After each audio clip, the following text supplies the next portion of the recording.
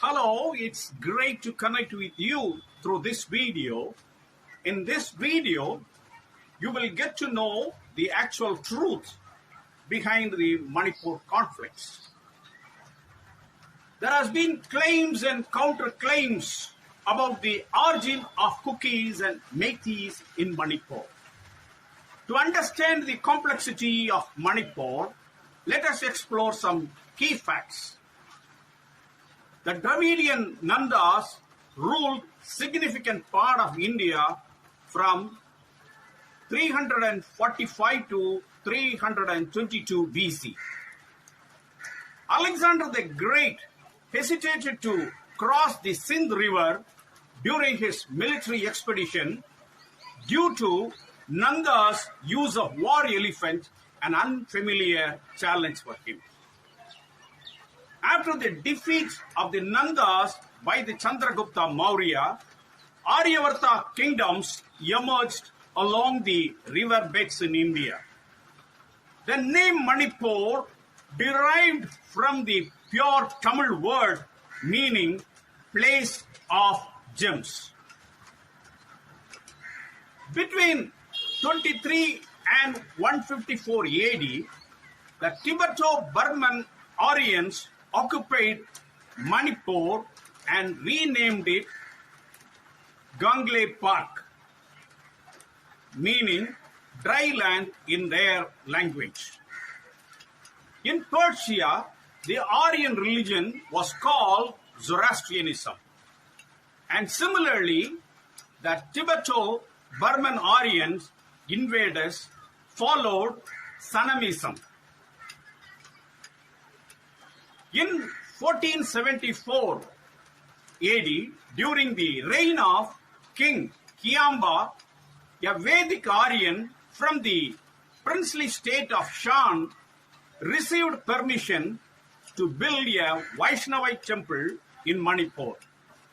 Shan state is currently in Manipur. In 1704 AD, the Vedic Aryans from Burma successfully converted King Sairangba to Vaishnavism and he was renamed Pidambar Singh. Between 1709 and 1745, during the reign of King Pamhiba Garib Nivas, the entire Manipur population was forcibly converted from Sanamism to Vaishnavism. In 1829, the legendary burning of the sacred scripture of Sanamism took place during the Pamhiba reign. This event is annually commemorated as Puya Meitaba. Based on this, we can come to know the truth that Hinduism in Manipur is only 275 years old.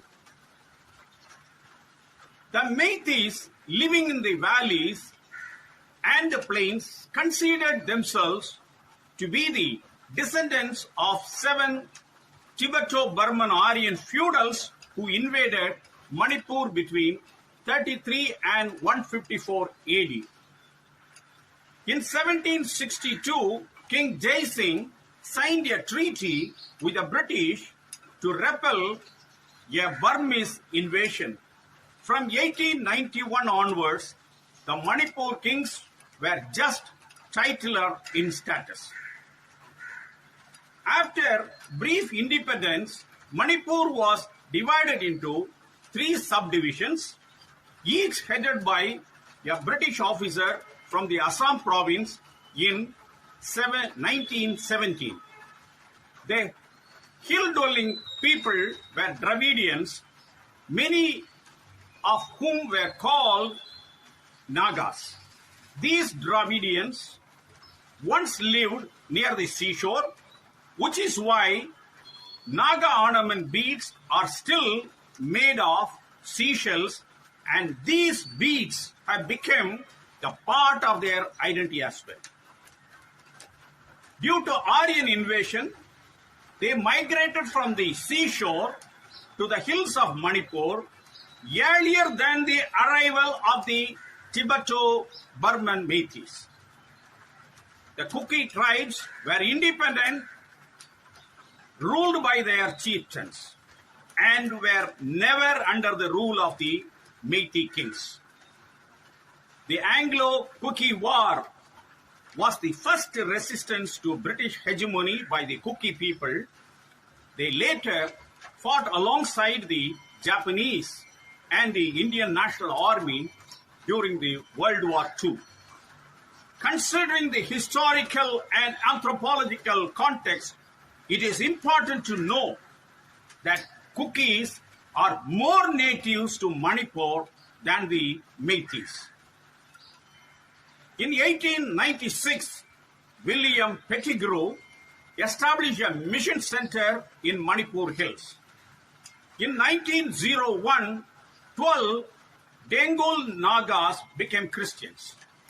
In independent India, between 1961 to 2011, the percentage of Manipur rose from 19 to 41%. Presently, Christians form 43% of the Manipur population, while 19% of Meiteis are still adherents of the Sinamism, and they are not Hindus. Sinamists are not Hindus. In recent times, some Meiteis, particularly the Sanamists, have embraced Christianity.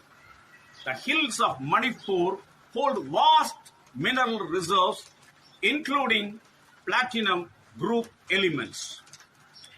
The presence of Kukis in the hills hinders the government mining plans, leading to conflict over land and resources.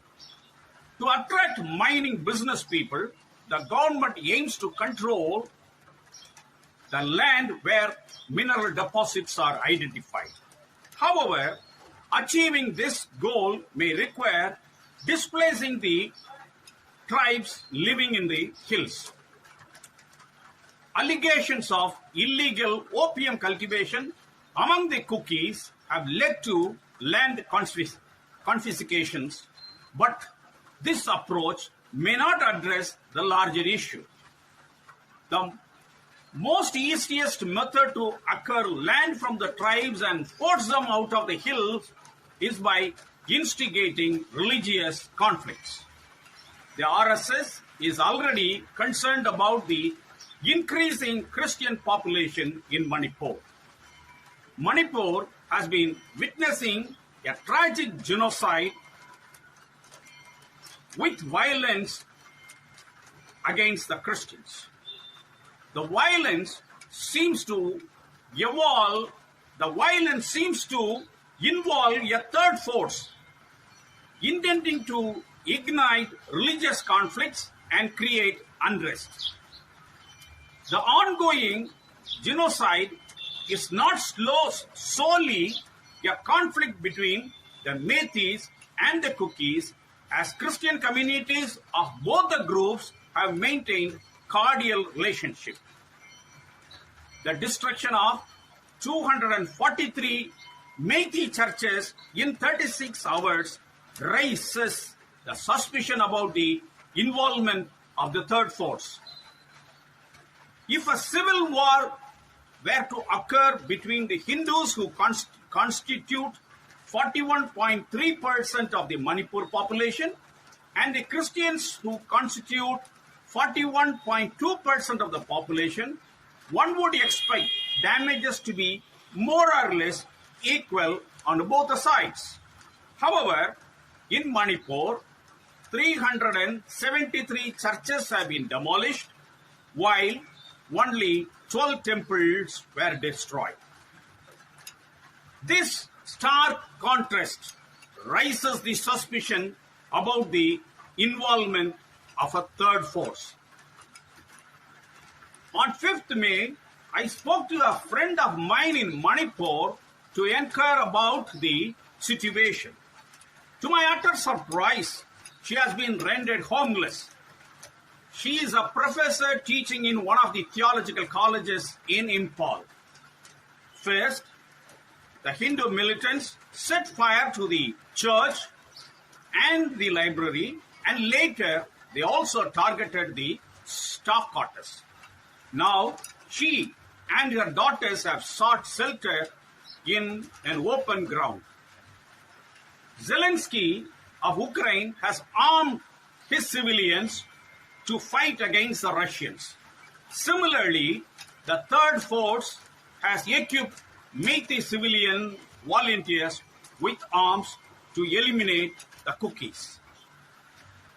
Is it possible for civilians to loot the armory and take away 300 weapons and 50,000 ammunitions while there are 40,000 soldiers plus paramilitary personnel and police deployed in Manipur? After providing arms and training to the Manipur Meiteis civilian volunteers, they were prepared for combat. The training was given by the conspirators of the conflict. The third force influenced the government to transfer the then Director General of Police, Mr. Dingle, who belongs to the Kukis clan. He was deliberately transferred to a newly created position, and Mr. Rajiv Singh was appointed as a new Director General of Police. The occurrences of these events have raised concern regarding the motive behind the transfers and appointments. Perhaps you must have come across the video clip from Manipur showing Kuki bodies shattered along the streets. It's important to know all these incidents took place after the transfer of Mr. Dingle. According to reports, 130 Christians have been fatally shot, 400 Christians have been wounded, and more than 60,000 Christians are now homeless. Meiteis Lupan Supremo promotes and claims that Kukis will not be able to defend themselves and will ultimately be wiped out. Are the Kuki tribes going to be uprooted from the hills of Manipur? The destiny of the Kukis and the safety of the Christians in Manipur hinge on the solidarity we show towards the Kuki community and the global pressure we can generate to compel the government of India to take action and ensure their protection. Thank you so much for watching this video.